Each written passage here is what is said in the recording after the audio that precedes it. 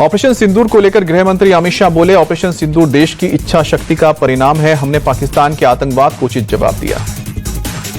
BSF के अलंकरण समारोह में शाह बोले, ऑपरेशन सिंदूर में बीएसएफ ने शानदार काम किया है। सेना की बहादुरी को सलाम।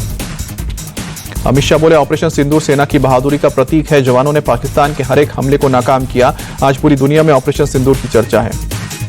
आतंकवाद को लेकर पाकिस्तान हुआ बेनकाब। शाह बोले कि दुनिया भर में पाकिस्तान की पोल खुली है। आतंकियों के जनाजे में पाक आर्मी के अधिकारी शामिल हुए।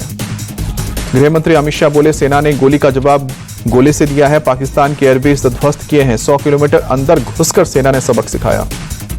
राहुल गांधी के आरोप पर निशिकांत दुबे का पलटवार। कांग्रेस सरकार के समझौते की दिलाई याद। बोले कि क्या 1991 का समझौता देशद्रोह है। निशिकांत दुबे ने समझौते की कॉपी भी शेयर कर पूछा, क्या कांग्रेस का हाथ पाकिस्तानी वोट बैंक के साथ है। निशिकांत दुबे के सवाल पर सुप्रिया सुले का पलटवार। बोली, शांतिकाल के समझौते का जिक्र करके निशिकांत ने दिया है मूर्खता का परिचय। बीजेपी नेता तरुण चुग ने कांग्रेस पर साधा निशाना। बोले कि कांग्रेस को आतंकवाद और उसके सरगना देशों से सहानुभूति क्यों है। देश जानना चाहता है कि कांग्रेस और पाकिस्तान के बीच रिश्ता क्या है। पाकिस्तान को लेकर जेडीयू नेता राजीव रंजन बोले, भारत के शौर्य और पराक्रम के सामने पाकिस्तान ने आत्मसमर्पण किया। हमारी सेना ने आतंकी ठिकानों को नेस्तनाबूद किया। बिहार बीजेपी अध्यक्ष दिलीप जायसवाल का बयान। बोले, आतंकी ठिकानों को नेस्तनाबूद करने से देश की जनता खुश है। पीएम मोदी के नेतृत्व में भारत मजबूत हुआ है। ऑपरेशन सिंदूर पर बोले राज्यसभा के उपसभापति हरिवंश नारायण सिंह, सेना ने आतंकियों के अड्डों को तबाह किया है। दुनिया ने भारत की ताकत देखी है। ऑपरेशन सिंदूर की सफलता के लिए उद्योगपति मुकेश अंबानी ने पीएम मोदी को सराहना की। बोले कि शानदार सफलता के लिए पीएम मोदी को सलाम। मुकेश अंबानी बोले, ऑपरेशन की सफलता पीएम मोदी के दृढ़ संकल्प और जवानों की बहादुरी का एक शानदार प्रमाण है।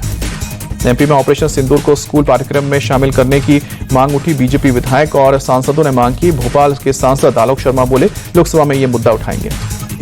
टीएमसी नेताओं का प्रतिनिधिमंडल जम्मू कश्मीर के राजौरी पहुंचा। सीमा पार से हुई फायरिंग से प्रभावित इलाकों का दौरा।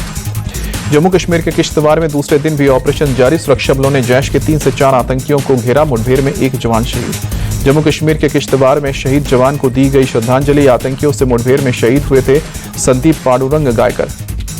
जम्मू कश्मीर में दहशतगर्दों के खिलाफ जांच एजेंसियों की कार्रवाई जारी। पुंछ के कई इलाके में एसआई की रेड। आतंकी कनेक्शन को लेकर छापेमारी जारी। बहराइच में भारत नेपाल सीमा पर सुरक्षा बढ़ाई गई। पाकिस्तान और बांग्लादेश के आतंकियों के भारत में घुसने का इनपुट मिलने के बाद चौकसी बढ़ाई। पाकिस्तान का शर्मनाक चेहरा फिर आया सामने। खराब मौसम में फंसी इंडिगो के विमान ने यात्रियों की जान बचाने के लिए एयर स्पेस की मांगी थी इजाजत। लाहौर एयर ट्रैफिक कंट्रोल ने किया इनकार। दिल्ली से श्रीनगर जा रहा इंडिगो का विमान बुधवार को अचानक ओलावृष्टि में फंस गया था। पाकिस्तान के इनकार करने के बाद पायलट ने अपनी सूझबूझ से श्रीनगर में इमरजेंसी लैंडिंग कराई। विदेश मंत्री जयशंकर ने पाकिस्तानी आर्मी चीफ असीम मुनीर को बताया मजहबी कट्टर इंसान। कहा कि उनके मजहबी तकरीर के 5 दिन बाद पहलगाम हमला हुआ। विदेश मंत्री एस जयशंकर ने भारत और पाकिस्तान के बीच सीजफायर में अमेरिका की किसी भूमिका से किया इनकार। कहा कि दोनों देशों के बीच बातचीत के बाद हुआ युद्ध विराम। डीएमके सांसद कनिमोई के नेतृत्व में सर्वदलीय प्रतिनिधिमंडल रूस पहुंचा। कनिमोई बोली कि रूस हमारा रणनीतिक साझेदार। इस समय रूस से संपर्क करना महत्वपूर्ण। टोक्यो में जापान के पूर्व न्याय मंत्री यासुहिरो हनाशी से सर्वदलीय प्रतिनिधिमंडल ने मुलाकात की। जेडीयू सांसद संजय झा कर रहे हैं डेलीगेशन का नेतृत्व। देश में छिपे गद्दारों पर एक्शन जारी। यूपी एटीएस ने पाकिस्तान के 2 जासूसों को गिरफ्तार किया। तुफैल को वाराणसी और हारून को दिल्ली से दबोचा। पाक कनेक्शन के सबूत मिले। तुफैल पर पाकिस्तानी नंबर्स पर जानकारियां साझा करने का भी आरोप। आतंकी संगठन तहरीक लब्बैक से भी संपर्क। तुफैल के फोन से मिले हैं 600 पाकिस्तानी नंबर। जम्मू कश्मीर के डल लेक में निकाली गई शिकारा तिरंगा रैली। बीजेपी ने ऑपरेशन सिंदूर की सफलता के लिए सुरक्षा बलों को सम्मान देने के लिए तिरंगा यात्रा निकाला। भोपाल में बीजेपी मंत्री कृष्णा गौर ने भी तिरंगा यात्रा निकाली। ऑपरेशन सिंदूर की सफलता के लिए सुरक्षा बलों को सम्मान। नाहिद इस्लाम ने ढाका में इंटरनेशनल मीडिया को बताया कि अगर यूनिस अपना काम नहीं कर सकते तो उनके रहने का कोई मतलब नहीं। खालिदा जिया की पार्टी बीएनपी यूनिस ने नाराज। बीएनपी ने एनएसए खलीलुर रहमान को हटाने की मांग की है। यूनिस के सलाहकार महफूज आलम और शोजीब भुइया को भी हटाने की मांग की गई है। यूनिस ने गुरुवार को नेशनल सिटीजन पार्टी के संयोजक से मुलाकात की थी। पीएम मोदी ने नई दिल्ली में rising north east investors summit का किया है उद्घाटन। भारत मंडपम में 2 दिवसीय कार्यक्रम का हुआ आगाज। पूर्वोत्तर को नया निवेश हब बनाने पर जोर। Rising north east investors summit में पीएम मोदी बोले, पूर्वोत्तर में निवेश के लिए शानदार माहौल। नॉर्थ ईस्ट को लेकर सभी में उत्साह और उमंग। पीएम मोदी बोले, नॉर्थ ईस्ट राज्यों में आज तेजी से विकास हो रहा है। पूर्वोत्तर हमारे लिए अष्टलक्ष्मी, 11 साल में नॉर्थ ईस्ट में कई परिवर्तन आए। समिट में पीएम ने कहा कि पूर्वोत्तर एनर्जी का पावर हाउस है, नॉर्थ ईस्ट का हर राज्य निवेश के लिए तैयार है। विकसित भारत के लिए पूर्वी भारत का विकसित होना भी जरूरी। मोदी बोले कि हमारे लिए ईस्ट का मतलब सिर्फ एक दिशा नहीं, ईस्ट यानी कि एम्पावर, एक्ट, स्ट्रेंथ और ट्रांसफॉर्म है। फडणवीस मंत्रिमंडल में शामिल हुए छगन भुजबल को विभाग मिला। खाद्य और आपूर्ति विभाग की मिली जिम्मेदारी धनंजय मुंडे के पास थी। अयोध्या दौरे पर सीएम योगी आदित्यनाथ, हनुमानगढ़ी मंदिर में श्री हनुमंत कथा मंडपम का उद्घाटन। अयोध्या में सीएम योगी बोले, अयोध्या का पूरी तरह से कायाकल्प हुआ है। पहले अयोध्या में सुविधाओं का अभाव था। सीएम योगी बोले कि पहले अयोध्या अपने अस्तित्व के लिए जूझ रही थी, अब उसका गौरव वापस मिला है। पहले गुमनाम सिटी बन चुकी थी अयोध्या। अयोध्या में राम मंदिर में 3 जून से राम दरबार सहित अन्य नवनिर्मित देव प्रतिमाओं की प्राण प्रतिष्ठा होगी। मंदिर निर्माण समिति के अध्यक्ष नृपेंद्र मिश्रा ने जानकारी दी। छत्तीसगढ़ के सुकमा में नक्सलियों से मुठभेड़, 1 नक्सली ढेर। सुरक्षा बलों ने इलाके की घेराबंदी की, सर्च ऑपरेशन जारी। छत्तीसगढ़ के सीएम ने साय ने शहीद जवान को दी श्रद्धांजलि। नक्सल ऑपरेशन के दौरान शहीद हुए थे मेहुल सोलंकी। कार बाइक से गैंगरेप आरोपियों ने जुलूस निकाला। गैंगरेप के 7 आरोपियों को मिली थी जमानत। आरोपी ने पुलिस पर सवाल उठाया।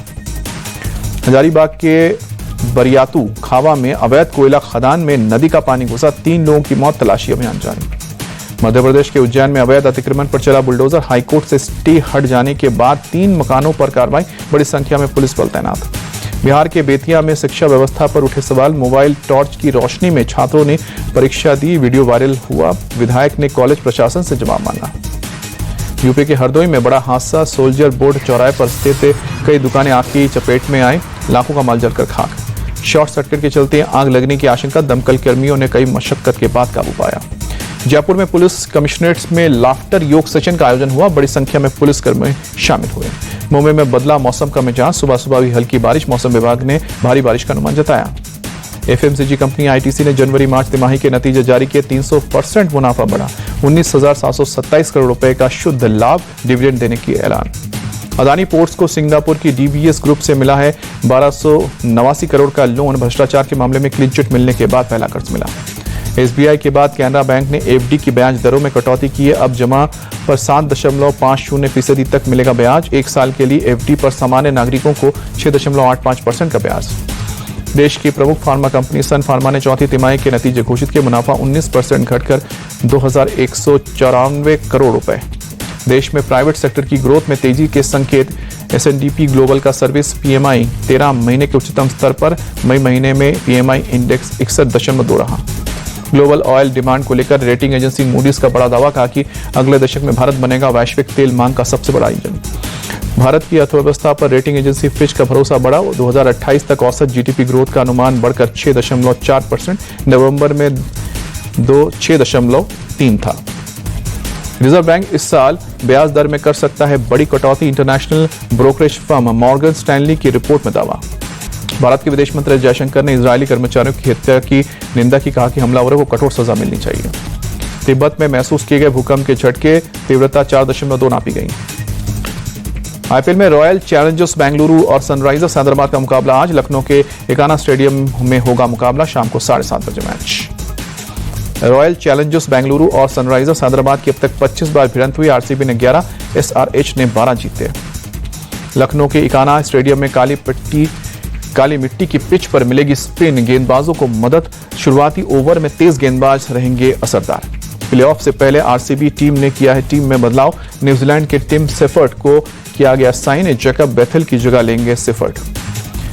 बेंगलुरु 17 अंकों के साथ प्लेऑफ के लिए पहले ही कर चुका है क्वालिफाई। हैदराबाद प्लेऑफ के रेस से हो चुका है बाहर। लखनऊ सुपर जायंट्स ने गुजरात टाइटंस को 33 रनों से शिकस्त दी। आईपीएल के मौजूदा सीजन में गुजरात को दूसरी बार मिली है हार। अहमदाबाद में टॉस हारकर पहले बल्लेबाजी करने उतरी लखनऊ की टीम ने 236 रन का दिया था टारगेट। गुजरात की टीम 202 पर ढेर। बल्लेबाजी करने उतरी लखनऊ की शुरुआती शानदार रही है। एडेन मार्कम और मिचेल मार्श ने 91 रनों की साझेदारी की। मार्कम 36 रन बनाकर आउट हुए। आईपीएल 2025 में शतक लगाने वाले पहले विदेशी खिलाड़ी बने हैं मिचेल मार्श। 64 गेंद पर 117 रन बनाए। निकोलस पुरन ने तूफानी अंदाज में की बल्लेबाजी। 27 गेंदों में 56 बनाए। 236 रन चेस करने उतरी गुजरात टाइटंस की शुरुआत खराब रही। साई सुदर्शन 16 बॉल पर 21 रन बनाकर आउट। इंग्लैंड के जो रूट सबसे तेज 13,000 टेस्ट रन बनाने वाले खिलाड़ी बने। साउथ अफ्रीका के जैक कैलिस का रिकॉर्ड तोड़ा।